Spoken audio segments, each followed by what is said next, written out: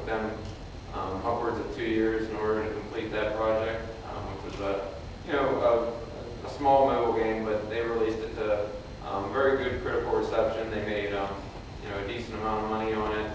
Obviously not enough to even really cover the cost that it took to develop it, but still, that was a good experience for those guys. It was good for me. I got accredited with developing part of it for my time there. So that was good experience. Just to see how that all played out.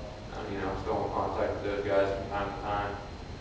And then in October of 2014, we Kendra, myself, and another individual started the Youngstown Game Developers Association. Where did we end up? Where was that first? What was that restaurant? Cheddar's? Yeah, Cheddar's. Yeah, the first meeting we ended up was at Cheddar's over in Boardman. I got there early at 3 o'clock every morning. Yeah, it was basically, we just sort of, that was the first time we sort of all met up, and, we just started talking about our passions for game development and such, and, that's sort of where that was born. Sort of lamented the fact that, there's all this political passion that we knew, existed for game development and such, but there wasn't an organization really to promote that and to lead that. So, we took that initiative and formed that meetup on meetup.com. Been working steadily to grow that user base and, to grow those members, and, with this, event here and the Game Jam in April, we have lots of big plans for that stuff. So hopefully, we'll continue to grow that. And then the Global Game Jam there in January 2015, participated in that on the team with Kendra and several other individuals that we met through the Youngstown Game Developer Association there, and really had a good time with that. And then just recently, I was a member of Eimear Studios for a brief period. I'll let Andrew speak to that probably later, but worked with him for a good bit of time. I got some experience working on some Xbox One and PS4 dev kits, which was really a good experience for me working on that hardware. Definitely learned a lot from that. And then here I am today, so that pretty much fills out that timeline for you guys, just to give you a little bit of background on me, and I'll try to hit some highlights and some key points here from that time period. But does anybody have any questions or anything from that so far?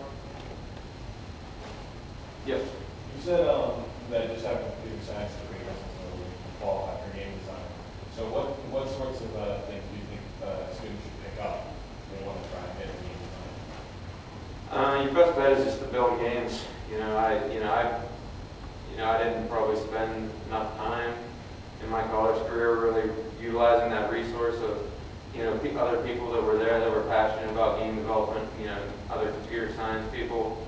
I didn't ever participate in any game jams. I don't even know if they were around at that time. I assume they probably were, but just different stuff like that. But I just assumed, naively at that time that if I just did really well in school and sort of took all the necessary classes, I took the hard math classes, linear algebra, graph theory, I took physics classes, tough history classes, even classes that I thought would be applicable to game development, but in the end, it really boils down to what have you built. That's really what people are looking for when they're trying to determine whether or not you're a viable candidate to be, a game developer. You really need to have a portfolio. So, in retrospect, that's something that I wish I would have focused on more. Okay, thank you. Yep. Any other questions about anything? Yeah, so during that time, there was a lot of highs, a lot of lows. Like I said, I definitely experienced some burnout and stuff from, just trying to get that game, that programmable full game shipped, working during the week and then working on weekends, driving down to Pittsburgh and back and running, helping with the Kickstarter and stuff, traveling to Boston for PAX and that. That was it was an exciting time, but it was also stressful. But definitely a lot more positives than negatives, I would say, for sure, in that experience and in all my experiences with game development. So, I would definitely consider my time with those guys, to be, time well spent.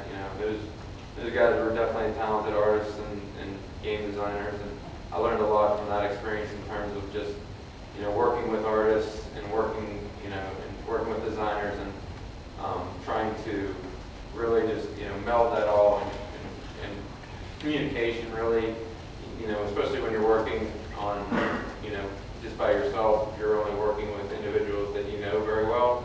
Communication, maybe not as important, but when you try to form like teams and such, and definitely like when I get into the global game jam stuff, that's really, really an underlooked skill that you really need to develop, and that really is, communication has really been improved by the time that I've spent working on the various projects and stuff. Similar with like the global game jam that I participated, this team here, I pretty much went to the global game jam here in 2013 without anybody really, knowing anybody, without, knowing if I'd make it on a team or not. But, a lot of individuals go to the game jams just with that mentality, just, show up and help out where they can. And essentially everybody you see there in that picture, none of us knew any, one another coming into it. But we were able to build a game, that leveraged the Microsoft Kinect and Unity 3D. It was essentially a Kinect 4 style game using motion controls. We were able to complete it. It did all right in play testing. There was a little bit of wonkiness with the motion controls, but overall it was a fun game to play and really enjoyable experience. And same with the global game jam I participated in 2015 with Kendra and that group. We all came together and came up with another good concept game, on the theme. Ended up winning some awards and stuff for that game. So another great experience that, definitely learned a lot. And throughout all these experiences as well, another good aspect of it is just, the people you meet are, definitely a good resource at game jams and anything really. If you apply yourself and you show people that you're capable, it's definitely a good networking resource for these things, especially. Just getting into some of the negatives. I want to paint the full picture here. Like I said, worked on it a couple times. It's definitely, if you're not a full-time game developer, it's hard to manage, work-life balance when you're trying to, do that at the same time as being productive at work. I've never wanted to sacrifice, my day job, the work that I do, that I'm paid for. I never wanted to, not perform that because, I'm up all night, programming and stuff like that on my side. So I try to keep, try to balance all that. So, it might, it's a difficult balancing act for that stuff entirely. Getting into some of the interviews and resumes that I sent out, I'd probably sent over 50 or so resumes, 50, 60 resumes over the course of the years, to various companies, like BioWare, EA, smaller companies like this company out of Akron, like Blue Frog, a lot of local game developers like Shell Games in Pittsburgh. And, I haven't, despite, some of my background and stuff, I've never really had any success, and that's been somewhat disheartening. I've had a lot of, I've had, around 5 or 6 interviews. At one point I was all ready to go to move out to California to join up with One Game Studio. Actually went a month between an interview and the point at which, I found out I wasn't going to get the position. So that was an agonizing month, waiting to hear back from that. So obviously didn't end up getting that position and stuff. So it's definitely, there's definitely some low points, that you have to be prepared for. That really, you have to keep your, you have to try to fight through those and keep your enthusiasm, because it is, if you don't have initial success, in the pursuit of a career in game development, it is easy. A lot of my friends and people I've worked with that have tried, they eventually, I don't want to say they give up, but they sort of just, they look at it as, as a dream. They still consider it a dream. I don't look at it as a dream myself. I look at it as a goal. A goal that I'm still working for, day in and day out. And if that comes 5 years from now, 10 years from now, at some point in my life, I hope to be a professional game developer, I hope to, publish a game to a console, a lot of, different things, it doesn't necessarily, necessarily need to mean that, I'm making a lot of money or doing a lot of, working for a big publisher, but, so I'm still pursuing that goal. And that's, I guess, just my overall message for you guys is, if you really have that passion for game development and that's something you really want to strive for, there's going to be some hard times. The best thing you can do is just, continue on. Never let it affect your enthusiasm, just continue to work at it, build up your resume, build up your portfolio, and have complete confidence that, eventually you'll be able to, achieve your goal. And that's pretty much it for what I wanted to present. There's my contact information. If anybody wants to write that down, feel free to reach out to me if you'd ever, want to talk about anything that I've talked about today. So, thank you.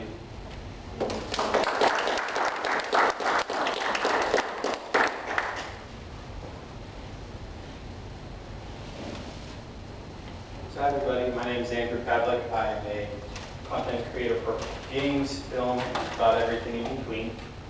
So we got the tally for all the developers in the room who would consider themselves to be artists in this room for creating games.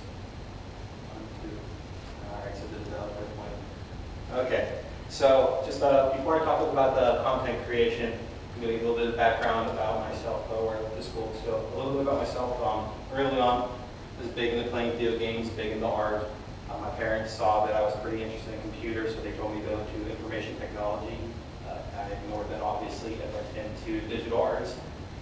So I went to Bowling Green State University and graduated in 2007. And from there, I moved into doing a lot of freelance work. So to talk a bit about digital arts and content creation first, the most obvious thing about digital arts, or the most visible, is going to be filming games. So Xbox 360, Xbox One, PlayStation, etc. If you talk about digital arts, you're talking about that more often than not. These are a couple examples from a mobile game that I was working on called Golden Age Racing, excuse me. And then moving on, but outside of creating games and film, there's a lot of applications for digital arts. So you have architectural rendering, K through 12 education, VR, training, medical simulation. This image is actually from a medical and training application, but you can also see how it will play to architectural rendering. This was actually for an iPad application. On top of that, this character, which I'll talk a little bit more about a little bit later, is actually for a company called Speech Pathology. So on the left side, you have the character inside Maya, where it actually has the rigging for the character, the digital puppeteering system for the character. And on the right-hand side is just that same character without the rigging there. Visible. So after I wrapped up school, I obviously had to get established. So a lot of times when you go to look for your first job, your first freelance contract, you go to the website, you go to monster.com, and it says entry-level job, and then it says required 1 to 3 years of experience. And you see that a lot with just about anything. So to get around that, what I started doing was first, there was a few different things. One, web presence. So this is my website, andrewpavlik.com. When I first graduated school, another Andrew Pavlik owned this website. So I found out when his domain name expired, and when I sat on my computer hitting refresh, basically, on postmonster.com, and when I was able to buy the domain name, I bought the domain name because he didn't have it set to auto renew. So now I am the owner of andrewpavlik.com. So you get your website, you get your art content on it, and then you start working on your own personal project. So another example, you're going to be seeing the flame a lot in this video, by the way. So after you do your schooling, you go through your core curriculum, you do X, Y, Z. It's important, what you do after school is probably more important than what you're going to do in school. It shows potential employers that you're not just static, you're not just resting on what you simply learned in the classroom, that you're willing to push beyond it. So I would set new projects for myself, new art content to work on, new tools to learn to keep myself competitive in the market, And this was early demo or early prototype of that same plane that you saw earlier. This is inside a program called Substance Painter. And then the next thing I did was community outreach. So it's a lot like what we're doing tonight, but when I was living down in Pittsburgh, I reached out to the Pittsburgh Center for the Arts and asked if they were interested in setting up a intro to 3D using Blender. So this is probably back in 2008, and at the time they did not have a 3D program. They agreed to it, so I set up first an intro class, and then we did 1 or 2 runs of a gaming course too, but we used a program called Blender 3D. I'm not sure who in the room is familiar with it or not, but so if you've heard of Maya, 3D Studio Max, all the programs we use for kid films and games and whatnot. Blender is a free version of essentially that type of stuff. So if you want to learn 3D modeling, character animation, you can go home tonight to blender.org and you would be able to download that program and start working on your own content. So between getting my website up, keeping projects moving along, and teaching at the Center for the Arts, that led to my first freelance gig, which I'll show you this stuff. All right, so this project, I met a client called Techno Caribbean. They wanted obviously a Simpson-style character in 3D. They sent me a screenshot or a photo of a guy, and then I just basically put it in Photoshop and tweaked it to make him look like a Simpson character, and kind of pushed it out from there. But they wanted it done in Blender, so this character is actually created in Blender 3D. To actually get this freelance job, aside from telling them that the requirement that they were asking for was a character in Blender, and that I'm going to do it, and I taught at the Center of the Arts, I also underbid every single person on this contract. When you have 0 resume filler, you aim low. So and that's exactly what I did. Got lucky enough, got the contract, and that was my first freelance gig. So I'll give a quick play of these videos, hopefully it works. So this is just a turnaround of the character inside Blender. So that's the character rating system. So you have controls to move the arms, move the upper body, move the legs. This one on the right is an animation test of the facial rig. So we'll go ahead and get that real quick. It's pretty short.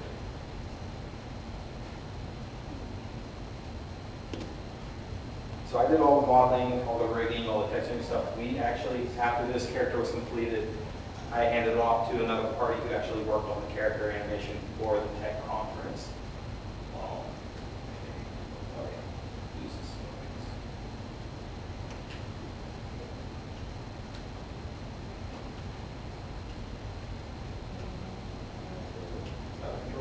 There we go. Okay, so with doing website, freelance stuff, all that was what added up until let me get my first job. And even so during my interview with them, it was all the stuff that I did after I graduated that made me consider me for the job that I ended up getting. It was a company up in Cleveland called Logic Junction, and their focus was kind of all over the map. We did training and medical simulations, that we did trade show content. And as I was there over about a 4.5 5 year period, our focus shifted a little bit. This is one of the first projects I worked on. It was a fitness application for online. It ran inside the user's web browser. You would follow along with the exercise. I'm not sure how many of you are familiar with WebGL right now. It allows for a 3D graphics acceleration inside the web browser. This is pre-WebGL. We actually had a software engineer on our team who wrote an entire 3D engine using Java. And this is all software render inside the web browser. And so my part for this one, I didn't actually create this character, but what I did do is I used the Microsoft Connect to record the motion capture for the project. And then I used Motion Builder and Maya to apply to the character. So I'll play this really quick. You can see the process. So let's see, there's 2 connects looking at the character or at the person doing the exercise. It uses the depth information to solve for a skeleton, which you can kind of see there. And you use that skeleton and apply that animation to your other character. Now, this was a really rough prototype. We were doing it on the cheap, obviously because we're using connects. But you can still, with a simple setup like that, and a lot of time you can achieve unemployed. So that's the actual web application running inside. I think that was Internet Explorer at the time. And so that's before WebGL.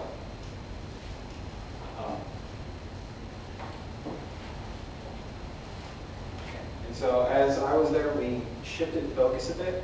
If you've been to Cleveland Clinic over the past few years, we created something called a wayfinder. So you pull up, and there's only a few of them there. But if you needed to get from point A to point B, you would type in your destination. There's a 3D map that tells you how to, or it's a 2D map, and it tells you how to get to the place. But there was also a character there that would tell you your directions. But we had a client who wanted a wayfinder, but they wanted to have an informational video to present to their board before they actually purchased the product. So a guy named Gregory Blue came in who illustrated the character. We worked on a team to design a character and a small promotional video. I did the modeling and rigging on this, and a team of us worked on the animation. So this is actually one of the animations that I did. This is only the rendered plate for Maya. There was actually a film going on behind this at the same time. People talking about the wayfinder stuff, and eventually Cosling does the thumb of it. We would just hold that static pose instead of it resetting. So I'm going to play that one more time. So it's just a simple character inside mine, but it was actually probably one of the more expressive characters that we had done at that point.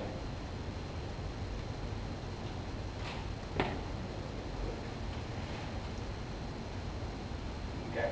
And so with the work that I've been doing at Logic Junction, I found myself with enough connections and enough time actually in the evenings to start working on my own part-time business. So that led to CAP, createandandrewpavlik.com. I usually wear also a driving cap once in a while. It helps fit what we have on these are 3 characters, or 2 characters actually. One I use hardware and one for speech pathology.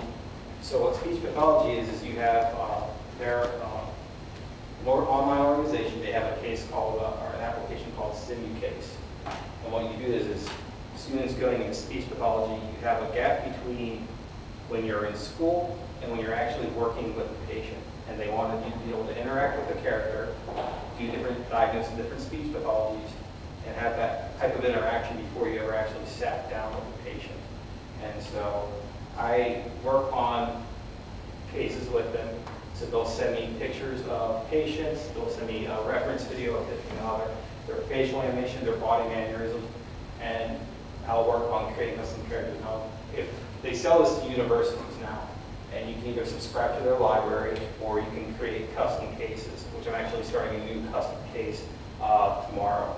I already have the character specs. So on the left, this is a completed character inside Maya. On the right, that's a younger boy character, and that's inside ZBrush, a digital sculpting program. And so he's not textured or anything like that. He's actually done. I just wanted to throw that in there for a reference. And so the character creation process, this will probably take about a month in the end. So it's get the character specs, do the first pass on the model, send it to the client, get their feedback on proportions, bring it back in, do more sculpting details, start painting textures, send it back, get their feedback, come back again, set up the lighting and everything, bake the textures, send it back. So the client will review it multiple times, depending on how long their feedback takes on that one. It's usually about a month-long process. And usually, even before the character's done, we've already set the animators to start working on the animation. Andrew, are you working from a photograph to start? Sometimes. Okay. They'll usually send certain patients, they'll send me photographs as reference. Other times they'll send me photographs of 6 different people and say, go in this general direction. In most of the cases, they never want perfect representation, but in certain, they'll usually want, depending on the patient, if they're actually able to get away with science and use the representation, they'll usually want a little bit closer or further away. On top of the other custom work that I do, this is a golem character, and in this one, so I normally focus on 3D content. This was actually 3D printed. So we worked on this for another client in Cleveland, and then we sent this to a printer up in Cleveland. The interesting thing about this character is he's actually hollow. So when you model this character, his thickness goes from probably maybe a 1/4 inch to an 1/8. And then underneath where his feet are, there's 2 holes. So after you do the 3D printing, you pick the character up and the resin pours out from underneath this character. And that's to obviously reduce the cost because the printing, depending on how much resin you use, the weight of the object. And so we were able to reduce the cost that way. So this was shipped to a art show in New York shortly after it was printed. But this is just a 3D render of that object. So along with the custom content that I create, I also do props off the shelf solutions. So the last 3 images I have are actually basically advertisements. So the custom works great, but the problem is it's a one-off. I build you a character, I get paid, and I hope that I hear from you again, basically. With the products, well, this is going on. I can have plain props for racing games. I can give you dinosaur props on the asset store, or I can create environmental props if you're building, a ghost house or a library or whatever your project calls for, I can create for you. And so this is just a small sample of some of the stuff that I'm creating. So if you use Unity or if you use Unreal, they have asset stores where you can buy ready-to-go art assets. These assets will be on there. So while I'm creating custom content and these products at the same time, I'm hoping that, right now I've been purely doing custom stuff. The off-the-shelf solution stuff is just a new thing for me. But hopefully that'll add a more steady stream of revenue. But that's just a quick summary of the work that I do.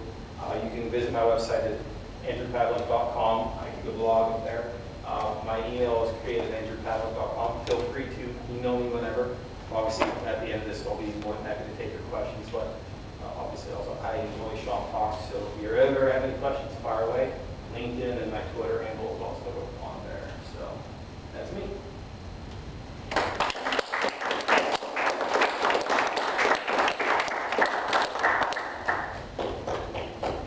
Hi. My name is Kendra, and I'm an independent game developer. During the day, I am a graphic designer for a local fresh shop. And then at night, I sit and stare at my computer and make video games. Growing up, like all of you, I'm sure, and everybody else, played lots of games. I enjoyed them. I enjoyed the escape of playing games and being a part of something that was more,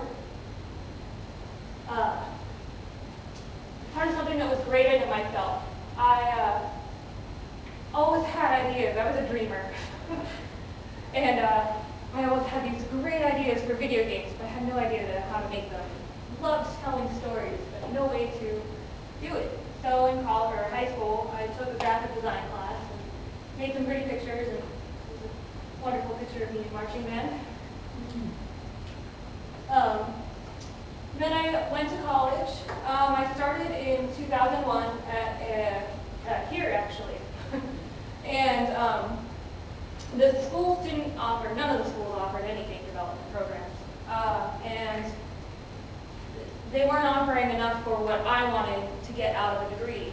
So I dropped out. Yay! That's not what you should do.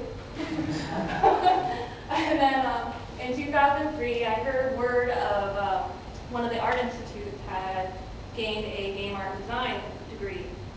So I packed up all my stuff, moved to Phoenix, and went and started my degree.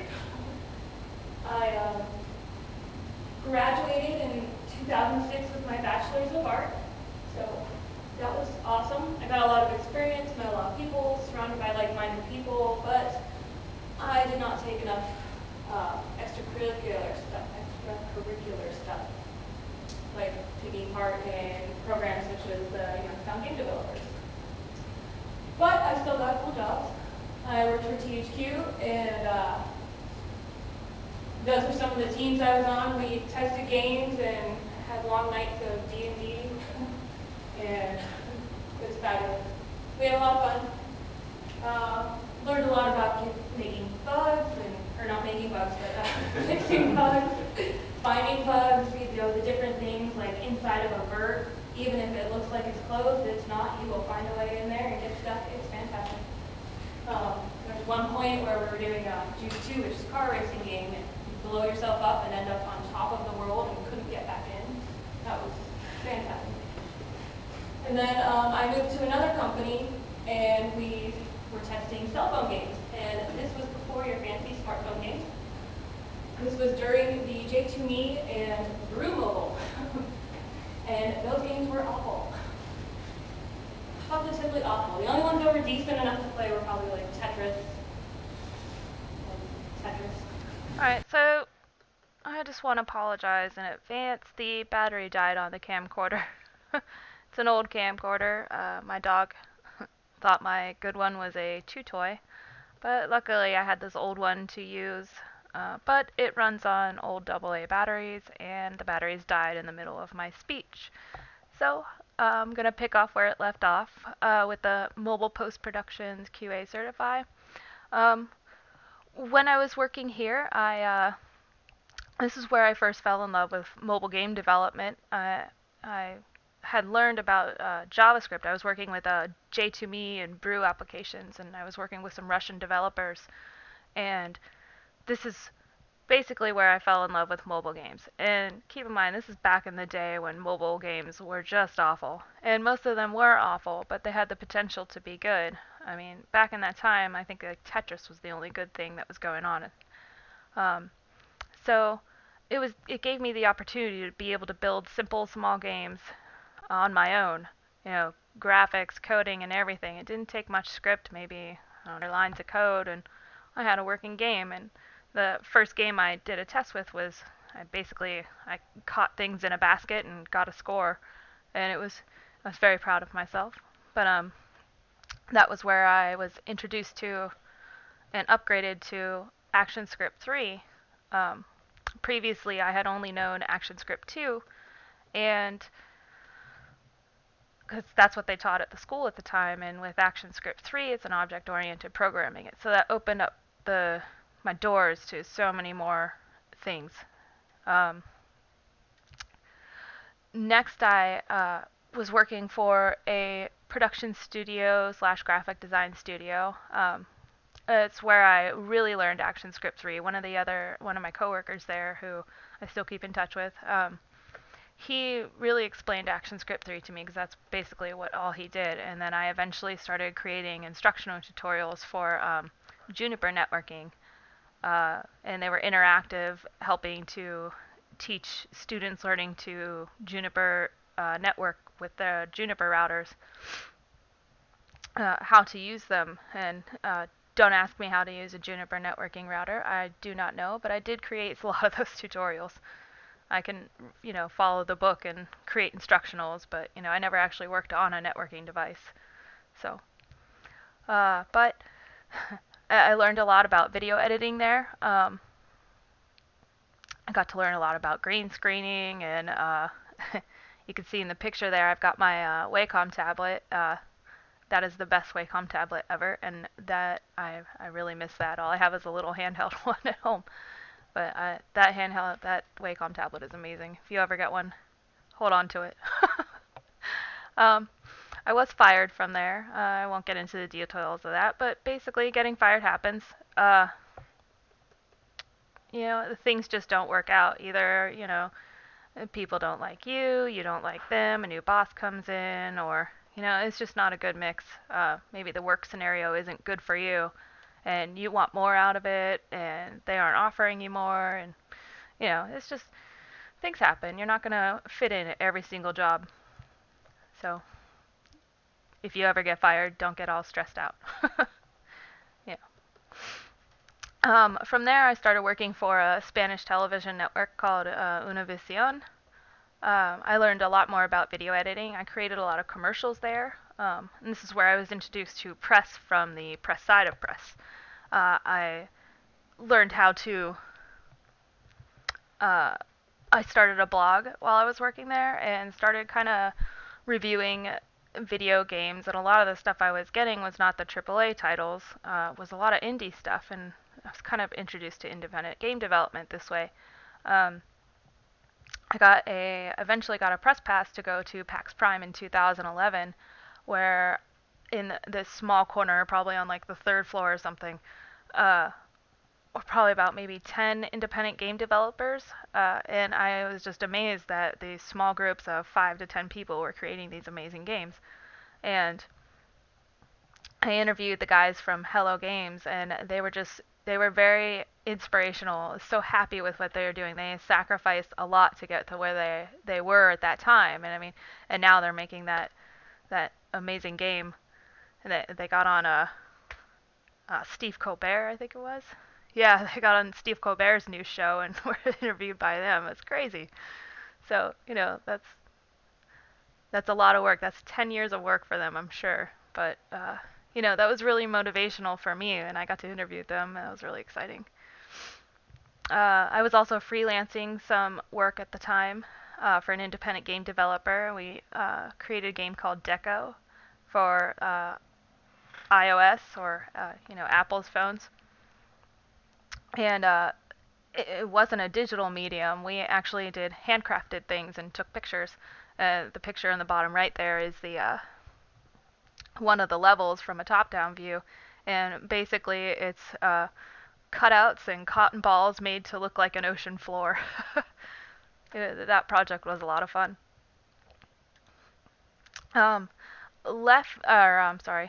After Univision, I had left for an opportunity, and it didn't work out.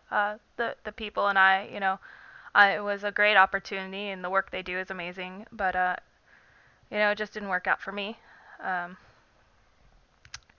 Things happen, and it wasn't a good mix for me to be there with them. I didn't feel like my potential was doing well enough there. So I left and I remained unemployed. I couch hopped. I lived with my cousin for a few months, and then I went to my friend's house and lived with them for a while. And I eventually, I got a job at a gas station, but I still consider that unemployed.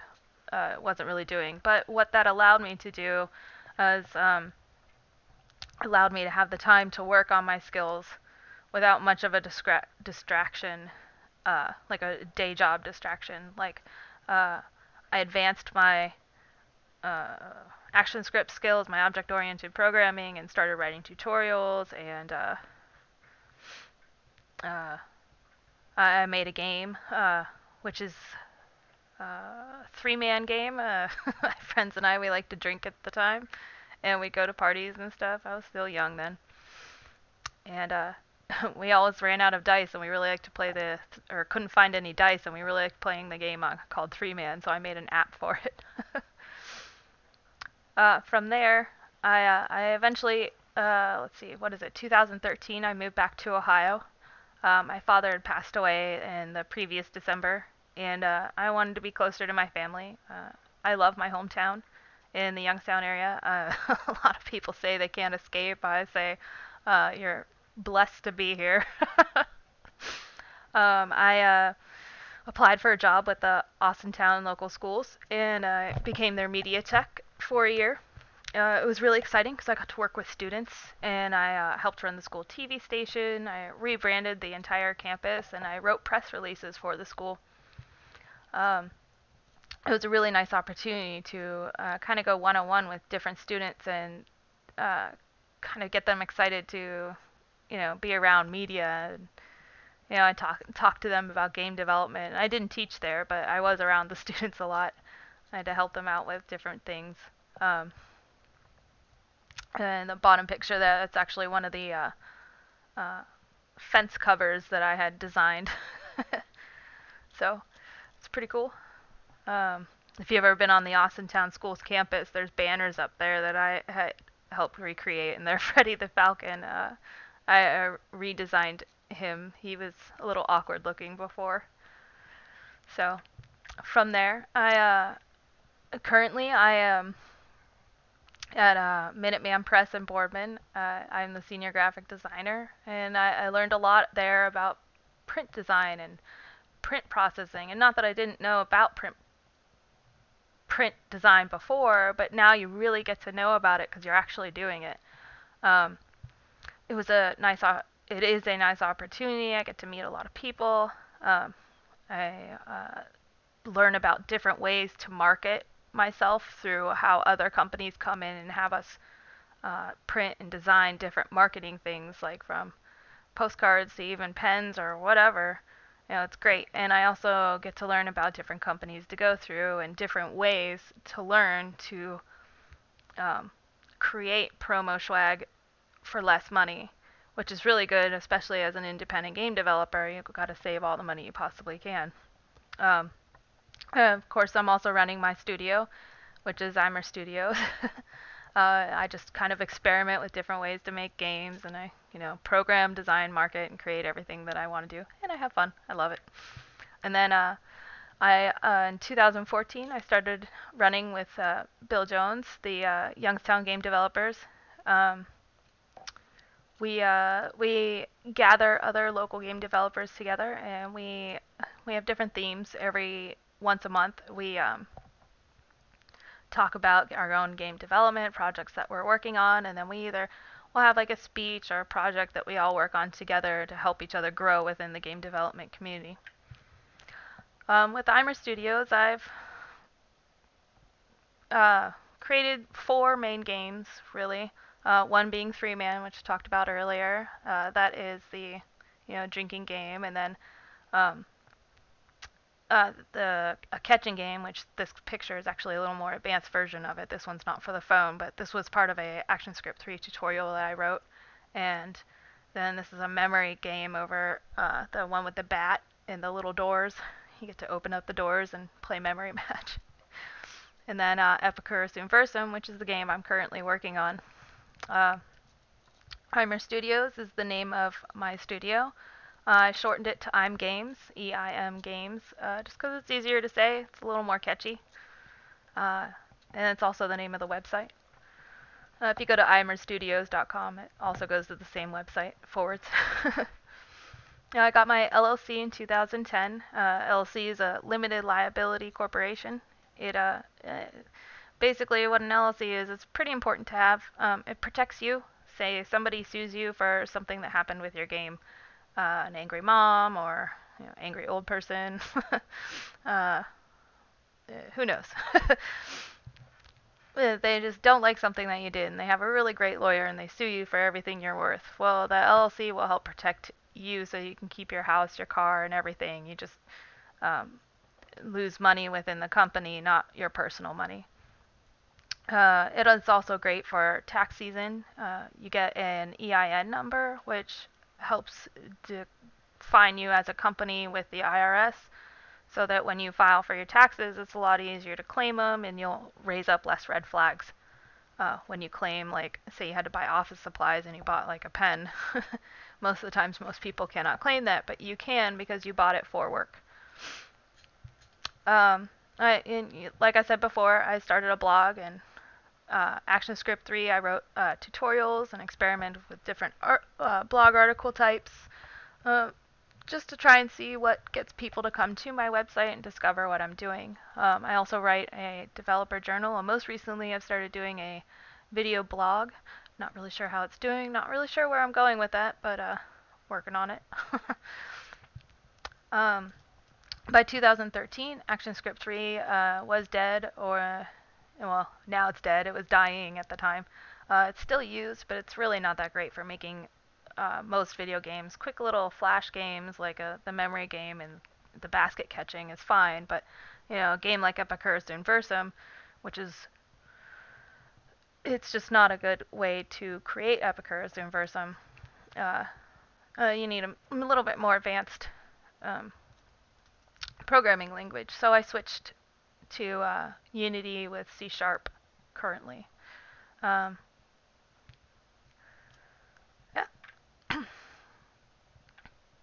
Yeah. So Epicurus Inversum, I launched the Kickstarter last month, September. It's running through the end of this month, October 31st. I have learned a lot about crowdfunding. It is not easy. I'm sure there was a time when it first popped up that it was pretty easy to get funded, but there's a lot of work that goes into it. And honestly, I think my biggest mistake was not having the demo released before my Kickstarter started. Um, I haven't got a whole lot of press coverage as of yet. Maybe I will, maybe I won't. Doesn't mean I don't stop trying. My game is awesome. I like it. And that's all that really matters. That's what it being indie is all about. I get to make stuff that I like. This project was originally started using ActionScript 3. I used it as a interviewing tool. I showed it to people when I'd go into interviews to show them, I don't just do graphics. I can create things that work. It worked. I've been accepted to a lot of jobs and a lot of freelance opportunities because of that. But I knew ActionScript 3 was not good enough for Epicurus Universum. I got to a lot of parts where there was a lot of memory lag and stuff like that, so I just kind of put it on hold for a really long time. I eventually, when I first met Bill, we talked about it, and he said, why don't you check out Unity? So I did, and I love Unity. The games helped me learn a lot about Unity. I switched so that I can complete the game back in January. I learned JavaScript first, and then I started wanting to use some plugins, and most plugins are written in C#, so it was difficult to use JavaScript with your classes and then try and using C# for your plugins. So I was like, I'll just switch to C#. It's a lot easier that way. So I converted all of my classes to C#. That was probably the best learning tool I ever did for myself, was taking a JavaScript, using Unity, and converting every single class to C#. It helped me understand how things worked, because I knew how JavaScript worked, I just didn't know how C# worked. So understanding what goes where in C# by the classes that I already knew how they worked helped me understand why C# works the way it does. And it helped that Unity has little bug reports in the console that tells you what's wrong. And it may not be exactly what's wrong, but you can always do a Google search and it'll help you out. So it was really, really nice. And now I code in C# and it's pretty awesome. I fell in love with Unity. You can do anything with Unity. You can even just make apps. You don't have to just make video games. So Unity is amazing, and I will probably stick with it for a very long time. The demo is available. You can go to the address there and opt in to be a tester. There's also another link to opt in to be a tester on Google Play. It's a little weird. Sometimes it works, sometimes it doesn't. I really don't understand why, because it tells me it's supposed to work immediately, but a lot of people have trouble clicking on the link right away. It says that they're no longer allowed to have access to it. It's new to me, so forgive me. I found that if you wait an hour or even 24 hours, then eventually you can go directly to the Play Store link, which I will have at the bottom of this video, and you can download the game that way and play it. Then there's the Youngstown Game Developers. It's a long name, so we kind of shorten it to YGD. Bill and I took over in December. It was started in October. There were 3 of us, and our third party, he left. We'll just leave it at that. I don't know why. But he just, things happen. So Bill and I took over, and we've grown a lot in our first year. We've got a lot of members, and on meetup.com we have over 50 members now, I think. And we have our regular meetings every month, and we're trying to work with Youngstown State to get different events going on, like this speech. Last year in, I think it was July or June, we held a screening for the movie GameLoading over at Movies 8, along with some other local networking groups. And it was a nice screening. We had the whole movie theater, or the whole movie screening area to ourselves, and we had someone speak, and it's just really nice. We also, when we do our meetups every month, they're the first Sunday of every month, unless there's a holiday. And then we get together and we usually have a theme that we go over first, and then we sit and just chat at the end to help each other out, see if anybody's having any issues with projects they're working on, or they're having issues and want to learn something, or just, it's a nice networking tool to help support each other. We're also going to be hosting a game jam at McDonough Museum April 1st through 3rd. And we're planning a convention called IDEA: Youngstown for next year. We're hoping for October. It's still kind of to be determined. We've got to find a place for it, so we're working on that. But we're definitely having the game jam. That's in the calendars. It'll be a sleepover thing, and more details are to come. We've still got to plan that out. And then Bill and I, we attended the Global Game Jam in January 2015. We met new people, and we called ourselves Team Teamless. It's awesome. The game jams are great. You meet new people that you never even knew existed. You work based on everybody's, talents, and it's 48 hours of crazy. We made a game called Cataraction, and it was basically allowed somebody we blindfolded the person who was controlling the old man, and you could see in the bottom right corner there, or bottom right picture there, that the player is blindfolded and he's controlling it, and somebody else would tell you which way to go, and the goal was to pick up daisies and avoid the poo. It's a simple game, but we took a simple game and gave it kind of a diverse way to play it, allowing other peoples to be involved. So it was kind of cool. We won the award for diversity, and it was pretty exciting. It's my first award for a game, and I had a lot of fun.